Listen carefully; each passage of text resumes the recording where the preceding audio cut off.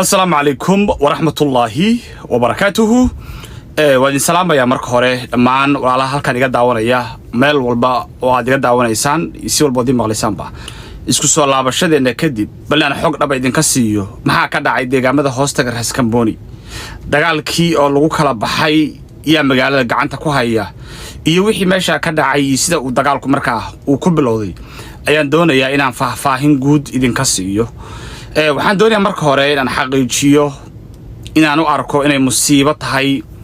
in dhalinyarada Soomaaliyeed ay maanta ku dagaalamayaan gudaha dalka Soomaaliya ayagoo markaa difaacaya dana shakhsi ah dan Xasan Sheekh Maxamuud leeyahay iyo dan Axmed Madoobe leeyahay inay dhalinyaro ciidan ka tirsan labada dhinac markaa ay halka ku baabaan waxaan u arkaa musiibo marka ugu horeysa maalintii shalay ahayd ayaa ciidamada Axmed Madoobe oo markaa ku sugnaa duleedka deegaanka Raskamboni ay shalay galab xabadeeyeen diyaarado markaa dawladda u soo dagayay oo garoonka Raskamboni markaa ku soo dagayay ayagoo markaasi isticmaalayay qoriga nooca loo yaqaano suuga inkastoo diyaaradahaasi dagayay aysan waxba gaarinin laakiin haddana dawladda Soomaaliya waxaa galay cabsi ah in diyaaradahani ay waxyeelayn karaan qoryaha ay soo ridayaan ciidanka Axmed Madoobe ee markaa joogay meel aan aad ba uga fogeyn Raskamboni ilaa 10 kilomitir oo kale sida ay sheegayaan dadka xoogaalka markii ay intaasi dhacday wixii ka dambeeyay markaa subaxnimadii saakay ay dawladda Soomaaliya weerar ku qaaday ciidankii Axmed Madoobe ayuu markaa isticmaalaysa diyaaradaha nooca loo yaqaano droniska kadibna waxay dawladda Soomaaliya ay gubtay labo baabuur oo qoryo saaran yihiin mid ka midna uu ahaaba kuwii shalay xabadeeyay diyaaradii soo dagayay wixii ka dambeeyay ciidanka Axmed Madoobe soo qaadeen dagaal aad u xoogan oo ilaa 4 jiha oo kala duwan markaa ka imaanayay dagaalkaas dambe oo ay soo qaadeen galinkii hore wuxuu noqday dagaal runtii aad iyo aad u adag marba qola xagga loo riixayay marba qola xagga loo soo riixayay marba qola xooga xayn ciidan ah gacantooda laga qabanayay laakiin waxa la oran karaa galinkii hore waxa gacan sareeyay oo ay dhinaca guusha ku badnayd deegaano iyo ciidan badan markaa qabtay dhanka dawladda federaalka ee Soomaaliya laakiin arinta la yaab ka noqotay ayaa waxay tahay in galinkii dambe ciidan aan la filaynin oo Kismaayo Axmed Madoobe ka soo diray oo markaa dhulka soo maray tiradooduna dhowr kun markaa lagu qiyaasayo inay galinkii dambe ee markaa dagaalka ay ku soo biireen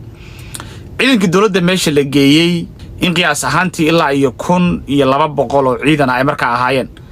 laakiin ciidanka dambe Axmed Madoobe keenay iyo kuwii hore ee meesha ka joogay markii la isku darana ilaa iyo 6000 ciidan aan ka yareen inuu markaasi uu ahaa taasoo markii dambe sababtay in ciidankii dawladda Soomaaliya oo aan gurmad dambe helinin oo aan mataqaana back up dambe aan haynin oo laga yaabo xataa inay rasaasihii ama ay ka go'een ayaa galinkii dambe ee maanta si toos ah markaasi cagta loo mariyay oo loo jabiyay ciidankaasi waxay u kala firxadeen dhowr qaybood oo kala duwan qaybta ugu tirada badan waxay gacanta u galeen xuduudda Kenya ayay galeen kadibna waxay isku dhiibeen dawladda Kenya fariisimo ay dhanka Kenya ku leeyihiin isla dawladda Kenya ayaana warbaahinta u sheegtay inay isku soo dhiibeen ciidamo aad u tiro badan oo dawladda federaalka Soomaaliya ee ka soo firxaday dagaalkii saacadaha badan socday ee maanta galinkii hore galinkii dambe ka dhacay aaga Raskamboni qaybtii kalena waxay markaasi ay isku dhiibeen isla ciidankii Jubbaland ee Axmed Madoobe ka amar qaadanayay ee ayagu galinkii dambe sida xooga markaa u soo gurmaday waxyaalaha kale oo la yaab kale oo dagaalkan la xiriira ayaa waxa kamid ah inta u dhaxaysa Raskamboni iyo Kismaayo markii dhulka laga hadlayo deegaankaayo dhan waa deegaan oo al-shabaab haysto waana deegaan Axmed Madoobe hore u mari waayay sida la sheegayo markii hore ee ciidanka Jubbaland halkan ay imaanayeen ka hor inta dawladda Soomaaliya aysan ciidanka dhaxmarinina waxa la sheegi jiray in markaa la soo saaray dooniyo oo ay dhanka badda soo mareen laakiin maanta ciidankii ugu xooga badnaa oo kumanaan kun oo ciidan ah oo hubkii ugu dambeeyay wata ayaa si toos inta Kismaayo uga soo ruqaansaday oo dhulka soo maray galinkii dambe dagaalka ku soo biiray markii dambena dagaalka waxa ka bedelay waxa geey jireen al-shabaabkii waa su'aalaha ugu badan oo caaw markaa la isweydiinayo si guud markaa dagaalkaasi uu soo afjarmay waxaana deegaankaayo dhan la wareegay ciidamadii Axmed Madoobe ee galinkii dambe ee maanta dagaalka ku soo biiray waxaana gacanta la mariyay wax alla waxay hubay haysteen laga qaatay wax dhintay iyo wax la qabtay laga dhigay ciidankii 1200 ahaa oo dawladda Soomaaliya ay maalmihii la soo dhaafay ee ku soo daadgureynayeen deegaanka Raas Kamboni dawladda Soomaaliya aaminsanayd in Axmed Madoobe la soo qaban doono laakiin arrin ka duwan arrintii ayaa dhacday waxaase la isweydiinayaa maxay noqon doontaa tilaabada dambe oo Xasan Sheekh Maxamuud qaadi doono marka haddii Raas Kamboni gacanta lagu dhigay xasan magorgortan buu gali doonaa dambe Axmed Madoobe la gali doonaa mise duulaan ayuu haddana meel kale oo gudaha ka bilaabi doonaa xagee buu xasan aadi doonaa maxayse ku soo dhammaan doontaa xaaladda Xasan Sheekh Maxamuud iyo Axmed Madoobe u dhaxaysa ee damaca ah wiilashii Soomaaliyeedna markaa dabka lagu shubayo xilliga ay dhalinyarada Soomaaliyeed maanta dagaalamayaan waxa xuduudaha Soomaaliya ka soo galaya